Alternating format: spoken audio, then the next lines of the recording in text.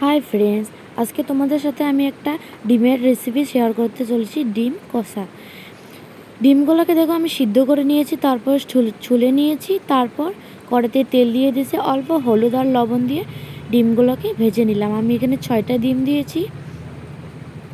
তারপর ডিমগুলোকে ভেজে নেওয়ার পর তারপরে তেলের মধ্যে তেজপাতা আর জিরা সম্বার দিয়ে দিয়েছি। তারপর পেঁয়াজ, টমেটো বাটা আর লঙ্কা বাটা দিয়ে মশলাটা কষিয়ে নিব। তারপর দেখো কষাতে কষাতে যখন তেল ছেড়ে যাবে, লাল হয়ে যাবে মশলাটা, তখন আমি পরিমাণ মতন জল দিয়ে দেব। জল দিয়ে অল্প জাল করার পরে তারপর আমি ডিমগুলো ছেড়ে দেব। তোমরা দেখতে থাকো প্লিজ বন্ধুরা। তারপর ডিমগুলো অল্প জাল হওয়ার পরে তারপর আমি ডিমগুলো নামিয়ে নেব।